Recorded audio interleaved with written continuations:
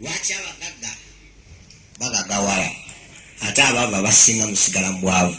Tugenda kwoleka ddala olukiddaadda puwadaazi taata omugagga ne taata omwavu. Tugenda kwolekera byaliyo katono katabo kamanyifu nnyo era katunze ensi yonna kali mu nnimi ndowooza kati 38 katunze million copies oba millions of copies era kawandiikibwa Robert T. Kiyosaki. Emotions rule us and how we let fear dictate whether we're going to take action or not. I realized that the world was open. Agamba amanyi ensi nti nzigule omuntu eno okukwata ku bugagga wasiga kiba kyetaagisiza. Bamu ku bantu abazze basoma akatabo ka namwe mugenda kamanya olwaleero. Nagamba nakyobuuza oba nga wetaaga kopi zino esomeri 0783 65 08 57 yenna nyini kopi zino. Ludi ono nagamba Robert T. Kiyosaki muzaali wa mu Hawaii. Best also was worse. Well, just look around you, man. This is the best city in the whole world. Agamba buli omu atunula wano atyaba nti ekibuga ekisinga mu nsi. Ludi ono nagamba Robert T. Kiyosaki era nga yawandiika akatabo kabe kwandisa obutabulala bungi obwogera ku nfuna n'amakubo g'osobola okuyitamu. When people talk about achieving their dreams, tonight was going beyond dreams. Agamba abantu boogera okutuukiriza ebirooto byabwe. Agamba asula olwaleero agenda kusukka awo ku bantu bagenda okujja okuza byayogera.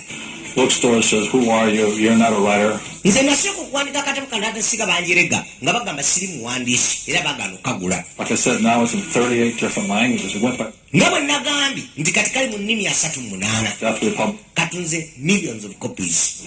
Naye nga bwe nali nakawandiika bangamba ti siri muwandiisi era ajja kagula. The readability of the book caused me to pick it up and not be able to put it down.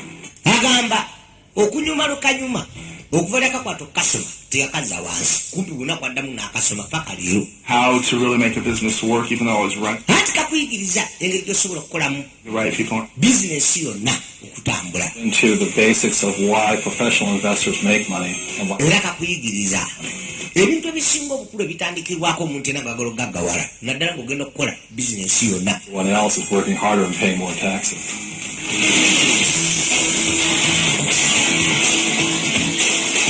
Nagamba vijje makabukutemu nga bulijjo kopi nanyiriza omulala gwa lwakaza mu lulimi olwafu lwa Ssaabasajja Kabaka wa Buganda Oluganda.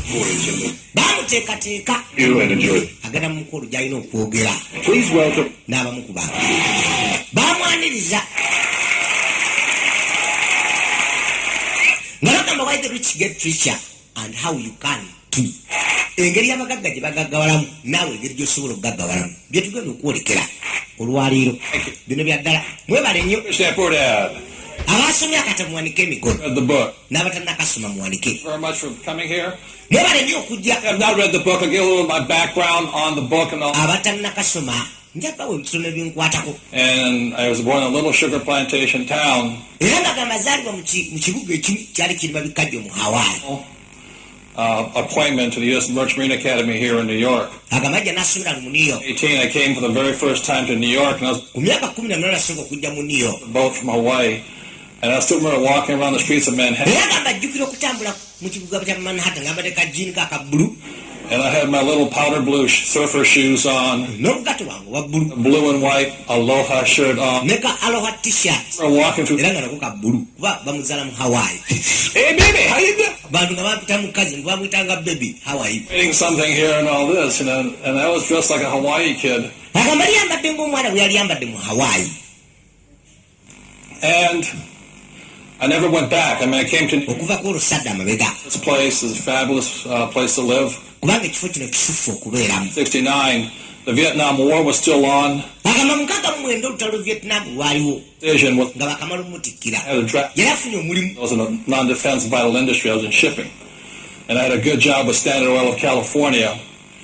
And yet, both of my dads, my rich dad and my poor dad, Agamba kitaawe babiri omugagga n'omwavu responsibility of the son to go baali bamugamba nti obuvunaanyizibwa omutabani yenna alina kulaba ng'asoma n'ayingiza ensimbi. a month, and I resigned from that high. Nali nfuna $42 mulimu ogwo nengule kati nga sente zaali nyingi 1969, 69 and that's worth a lot more today. olwaliro nyingi nnyo ng'okola omulimu ogwo I worked 7 months out of a year at 5 months vacation, naye nkola emyaka 7 emyezi 5 nga ngiwummula and I went to Pensacola, Florida, nagenda mu Pensacola Florida ne nyingira amagye and became a helicopter pilot nafuuka helicopter pilot and ship, and went to Vietnam. nagenda mu Vietnam ne mbuusa ennyonyi ne nwana Business after I got out of the war. bwe naba mu lutalo ne nyingira business Big influence on my decision not to go into the world of naye nalina obuzibu obw'okusalawo engeri gye nkomawo okuyingira mu nsi ng'avudde mu magye 74 very well-educated man, and he always said to me, taata wange aŋŋamba nga olina okusoma ennyo kubana yali yasoma yali yakulya ebyenjigiriza mu Hawaii and I said, okay. ne ŋŋamba kale So when I came marching back home from war, bwe naddeeka nga maze okuva mu magye my dad had been fired. taata wange baali bamugoba End of education at 50 years old. eyali superintendent of education ku myaka 5 bamugoba ng'alina okunoonya omulimu Lieutenant governor of the state of Hawaii is a Republican. yeesimbwa ku kyokubeera lieutenant governor owa state ye Hawaii Republic of Hawaii. So my dad actually thought he could make a change, and he yalowooza ati asobola okukola enkyukakyuka mu Hawaii ne yeesimbawo ensobi gye yakola nti us who yeesimba ku yali mukama we ate mu education tragic mistake, yakola nsobi nnyo hard feelings, you know. So he went back to his boss and he said, you know, can I kati bwe yaddayo nga kampani ziwedde amaze n'okugwa namugamba nziriza omulimuga nedda have back? You'll never work in the state again. si kyokka togenda kuddamu kukola mu state eno nate 50 years old, ku myaka 5 job, taata nga talina mulimu ng'alina ogunoonya kyokka muyivu well, as a kindergarten kid, and stayed in the school system all his life. And at 50, yali amaze obulamu bwe bwonabona ng'ali mu system yakusomesa came back from war, ate ng'asoma bulungi I say, bwe nadda mu lutalo ne mugamba kati nsome ki at 50 years old, ku myaka 5 nga naawe onoonya mulimu you know, I was offered to fly for Western Airlines. I said, nafuna omukisa ogukolera company Western Airlines kuba nali banyo okubuusa ennyonyi kuba pilot ne ŋŋaana he says, then you're going back to get your master's degree? naŋŋamba nzire osome ofune masters degree ne muganda edda He said, the 12th of what? I said, never, you know. sigenda kikola And he goes, but you got to get a degree. Then you get your... naŋŋamba olina okufuna diguli ofune omulimu omulungi ne muganda edda He says, but you got to get a job. olina okufuna omulimu ogufuna obulungi ate kubanga okusoma okuli waggulu That's what you did. ne muganda we taata kiwakola kati tolina mulimu ate onoonya But you got to do that. naŋŋamba nekyo olina okukola I decided to listen to my rich dad. nensala kuliza tatange omugagga So, kati Dad poured out a very simple story. bwe nabigattagatta bye nayitamu kwe kubikolamu emboozi gye nateeka mu katabo kange era byengenda obbanyumiza olwaleero Whereas my rich dad was my best friend's father, era nagamba newankubadde taata oyo omugagga mu Hawaii yali mukwano gwa kitaawe asinga ye yalina ebintu bingi sand beaches, sand beach ezo nazo esinga eziri mu Hawaii zize the big hotels, and ne hotels ennene n'ebizimbe owns some of the land under those hotels. So they estimate for 7 generations, none of his kids will have... n'omu ku baana baana be Said it was alikola that one generations nga 7 kuva kati such well. olw'ensimbi zeyakola naye nga si muyivu nnyo kwekana taata There's a very simple story of what 2 fathers tell their sons. naye nga banyumiza emboozi bataata babiri bagamba batabani baabwe era nange byaŋŋambibwa He said, I submitted it around. People said, we don't want this book. Who are you? bwe nenda akawandika nakagaba abantu ne bagaana okukagula nga bambuuza nze ani siwandikangako Yeah. ne bakazira So, excuse me, I'm still a Marine, you can tell here, you know. munsonyiwe okuba nali nakava mu magye Forgive me. nga tinansuubira kuwandiika But anyway, wabula so I printed 1,000 copies of this book. nasooka nenkubisa obutabo 1,000 Friends, gas station in Austin, Texas. nensalawo okuweereza obutabo nga 1,000 eri mukwano gwange alina kapetrosinamuga kateeka ku petro station kubayo teri bavuganya No copy. tebatundirawo butabo akange okakajja okubeerawo Book of yours doesn't sell. nangawe katatunde Don't worry. Don't. ngenda buzza ono sibali kitabo Sat there for the 12. I think it's shipped on 12 or 18 of them, and they sat there for a whole week. And bwamalawo wiiki nga teryaguze nangamba jaga obukime I said, oh, we're just patient. nembaguma gwe bulekewo And it's like, but the second week, all wiiki eyaddako eyokubiri ona bwagulibwa started. we twatandikira It's now in 38 different languages. kati kali mu nnimi 38 Going. katunze millions of copies era kakyatunda Thank you. lwa kigambo kyokka nabugumiikiriza So I thank you all for who have read and looked. mbwebaza mwenna abakasoma n'abatannaba Another thing that's magical about this book is that ekyenjawulo I ekikaliko school twice, and here's my dad, a superintendent of education. I flunked out of twice because I can't write. naye nze amazima gali siri muwandiisi tasobola kuwandiika. I might still be in high school today, you know.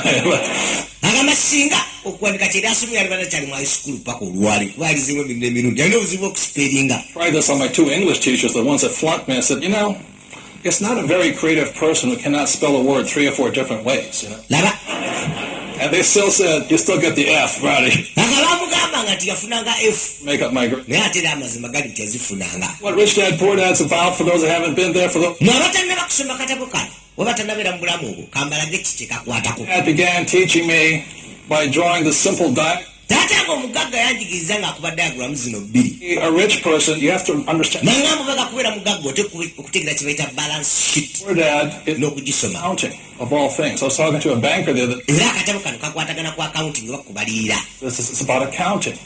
And kakwatagana kumbalirira. I said, Arthur Anderson's ridiculous right now. nakaako banka omu Oh, no. nangamba ebyokubalira bye nasoma And I said, nga takalaba mugaso ne mugamba kuno kubalirira kulala. read a financial statement. tosobola kusoma financial statement newankubadde oli banka era wasoma accounting n'ogitegeera bulungi kuba mugisoma bubi mu ngeri yakusoma. Those that haven't read it, it's income, income expenditure asset, and assets Really? ne liability oba n'amabanja. started talking about all this. byasooka okunjigiriza To me, the most important word yaŋŋamba ekigambo ekisinga obukulu person bwebaga kugaggawala to control, and this is the single most important. bakiyita cash flow, entambula ya ssente. What's the word? kigambo ki Cash flow. It's the single most important word you can know. kyekigambo ekisinga obukulu kyolina okumanya. My rich dad said to me, he's talking about assets and liability. taata nga omugagga aŋŋamba ku assets ne liabilities amabanja n'ebintu byobeera nabyo byobugagga. Said to me, see, your father may be smart. taata wayinza okuba mugezi era gamba ennyumba kya bugagga oba asset Father could read financials. He would naye tamanyi kusoma financial statement. ennyumba say, banja that's where the problem starts. awo watandikira obuzibu oba bwavanga kati watata wange ntata wange omugagga. Most of us go through it. watata wange omwavu yamanyi nti ennyumba kya bugagga, ennyumba banja si asset wabula liability. So very simply, as I was 9 years old, my rich dad said, ku myaka omwenda tata yaŋŋamba kankulage nti ennyumba banja. okay, so what do assets do? assets ziyingiza ssente Whether you work or not, oba okola oba tokola zizitekuba nsobola okuyingiza ssente. of an asset. So when I read, zireeta I income. can see what real assets are, which liabilities. kakati entandika oziraba nawe ndozo osobola oziraba. Liability is liabilities take money from your pockets. liabilities bye bintu ebijja ssente mu nsawo zo ne zigenda mu expenses. So simply put, kati my rich dad said, taata abo omugagga aŋŋamba ennyumba we banja lwa nsonga is a liability because every month it takes money. kubanga buli mwezi ekutwalako ssente era ng'ogisasula nga wola ssente okugizimba oba emisolo egikugibwako gavumenti. There's still a liability because if you think you actually own your real estate, bw'olowooza na ennyumba you're yo in for a shock because the person who really owns your real estate is the government. omuntu nannyini nnyumba yo waddala e gavumenti kubanga akugjako property tax buli mwezi bw'otozisasula baba basobola okugisalako Same time, ne bagyeddiza mukadde kekamu. an asset, if it simply puts money in your pocket. asset eba asset lwakuba eba n'obusobozi okutera ssente mu nsawo oba okoze oba tokoze. I knew I was going to be a rich person. namanya ngenda kuba mugagga Understands between assets and, nga ntegedde ebintu ebyo bisatu. Well, the reason most people work hard for money is survival. ensonga lwaki abantu abasinga bakola nnyo okufuna ensimbi kusobola kubeerawo. In my mind, kusasula bills ez'eddwaliro. I always found it really hypocritical when people say, well, money's not that important. abantu bagamba ssente si kikulu nnyo They go to work, mboozi za busiru ate nga bakola and they work just to put food on the table balya jasi n'okulya obulya emmere Yeah. olina okukoleera. of not having that steady paycheck. You know, ask somebody who's lost their bw'owulira omuntu afiiriddwa omulimu nga talina kyayingiza afuna ddala obuzibu. school system. Doesn't, abamu bakola niwankubadde bati basasulwa nga babanja naye nga amanya alina gwabanja nakyo kikulu. I remember asking my teacher once another about, nabuuzaako omusomesa why wange don't we study money? She says, no, lwaki tetusoma ssente nangamba poetry emukulu poetry hasn't made me rich. So naye poetry tagaggawaliza abantu ssente zigaggawaza abantu lwaki tetuzisomaako. bagamba mbu si kikulu money's evil. mbu ssente sitaani. So I think there's a lot of hypocrisy and denial. ndowooza waliwo okubuzaabuza kungi mu masomero eyo. You don't have money, you ssente kuba bwatolina ssente lwaki tosobola kukola. don't live. So I think most people have this fear of not having enough money. They deny it. They don't admit it. ndowooza abantu abasinga batubabeera nazo zibikimala bazeegaana. For those who haven't, I think this is my most important book for anybody out there. abatannaba kasoma n'abamaze okukasoma nze nza katabo kakyasinze ke nali wandiise oba ke ndiwandiika. I was going to do, and what the quadrant is about for those who haven't read it. The kyengenda okukola ki abatannaba kukasoma. people found in business. abantu bali bana And it says, abali mu business waliwo abakozi oba employees. stands for self-employed. S ekikira self-employed abeekozesa. B stands for big business, like Bill. Big business nga ba Bill Gates. Forbes defines it as ba Forbes balina abantu nga bitaano abagwa mu seeri. investor. Ba investors. 4 of these quadrants attract 4 different kinds of people. Abantu bana abana balina abantu bana bagwamu nabo. The words, the vocabulary they use, whether they're employed, Era bwe baba boogera ebigambo manya saakiri bwe bagwa bakozi bagagga ba investor oba beekozesa. words. And the words are, I'm looking for safe, secure, what? Ebigambo biri nti abakozesebwa baba noonya anaabasasula buli kye beetaaga. S, a self-employed Ese abeekozesa person says, I'm going to quit my job and go out on my own. bo babeera boogera nja kuleka mulimu gwange ne ku gwange yeekozese. Man, you know what I mean? It's one of the Bagezi issues of all. baba asoma nnyo. You know, because your employees pick on you, the government picks on you, and you pick on you, you know, and all this. So, you can always tell a self-employed person is Osobola kumanya omuntu eyakozesa ku bigambo gyasi byakozesa. right, do it by yourself. That's why they do it on their own. Or their theme song is, nobody does it what? Oluyimba lwabwe luli nti tewali akikola ku nsinga. I'm the best. Nze nsinga. Best, you know, I go to my reflexologist and massages my foot. She's always going, am I the best? I say, yeah. Nze nsinga. Ne baba bakola kakubuuza nze nsinga nti ye. Ng'agamba kyekyo.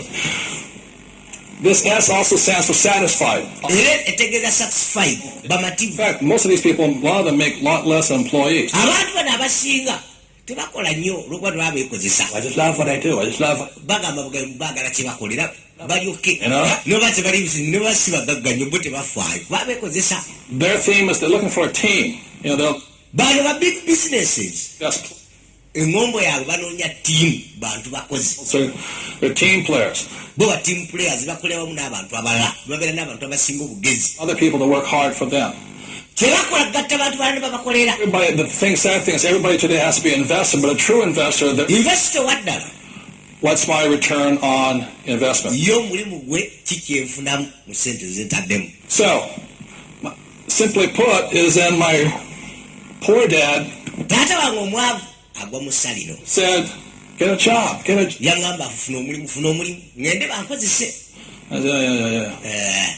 I don't want to do this. Saagala kukola ekyo kuba siri mugezi nnyo after all. Father really, you know, he has the best intentions in mind. Maama nga naye aŋŋamba taata omunnaye akwagaliza bulungi soma oyongere ofune masters degree osobole okukola. Mom said, you know, son, Maama naŋŋamba nfuuke dokita so she was a nurse. nsobole okwekozesa kuba ye yalinga nurse. To become a doctor, Nfuuke dokita. and become one of the smart guys over here, because okubeera omu ku basajja abagezi nammwe abali wano mwe bali badokita muli bagezi nnyo. the accountants and the Ba-accountants, ba-architects. nurse come from. She says, you should become a doctor. Naŋŋamba fuuka dokita. I said to my mom, there's a problem with that. She says, well, Obuzibu n'ekyo you have to be smart. oteekwa kuba mugezi So- ate nze kye siri. I mean, she says, I don't Naŋŋamba okay this. Yeah, I'm a C student, ndi si student kuba afunanga C. like a C minus student. C minus student actually sina C.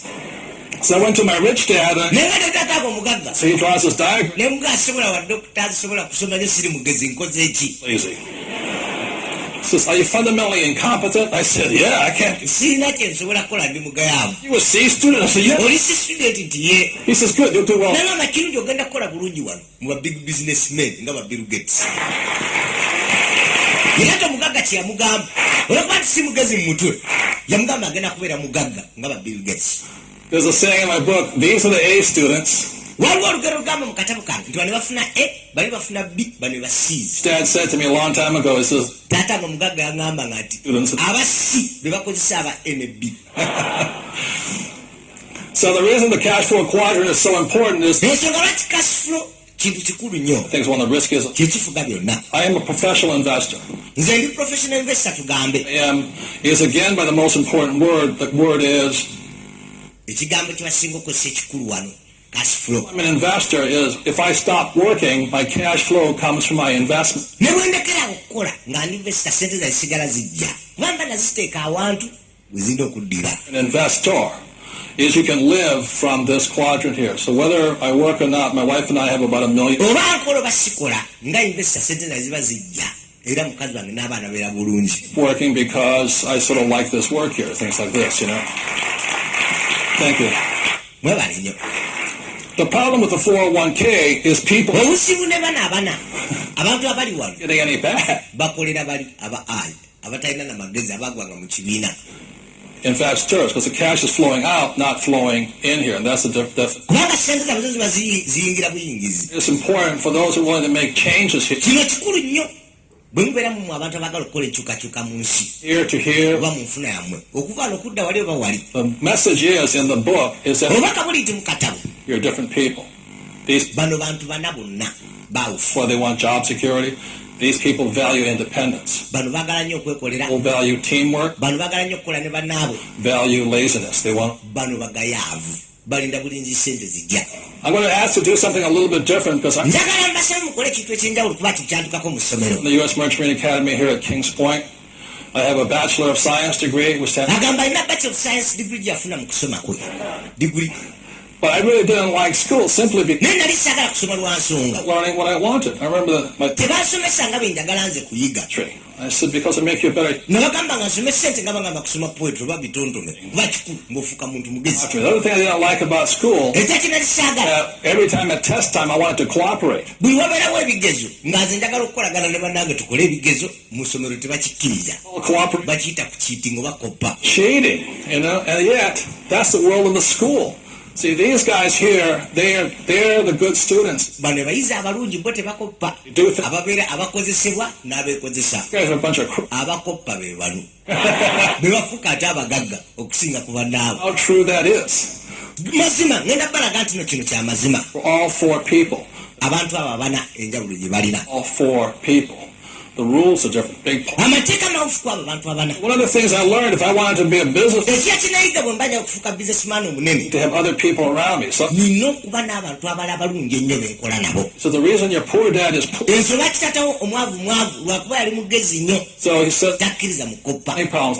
We all have money problems. If you're rich, you have money problems. You're poor. Era bw'abeera n'ebizibu aka nga mwavu asirika busirisi. Handle our money problems. And my poor dad handled his money problems. Taata wange omwavu nze yali anzaala bwe yabanga mwavu awaka nga asirika busirisi taagana muntu amanye nti mwavu atuula Oh, so yeah, but dad, nja bikolako ebyawe kati wali tabu tujja kuba sitede and just because you're a man doesn't mean you know anything about lwakuba oli musajja tegeeza no buli kimu gwosobola okikola the guy that. kigabaneko ne mukazi wo And my rich dad did it different. taata nga omugagga kikolanga bwawufu He sat around with his banker, his accountant, yatuulanga ne banka we akawuntanti we his financial planners, financial planner we insurance agents, and they would talk. insurance agents bonna n'abanyonyola But he would sit, he owned several restaurants, yabatuuzanga mu restaurant table, buy lunch for all of us, n'abaguli ekyemisana and he sat down and he showed him his financial statement n'atuula n'abalaga financial statement nga tekuli ssente n'abanyonyola of some of the brightest minds abagezi abasinga ne bamuwa ebirowoozo ku kyalina okukola from the A students here.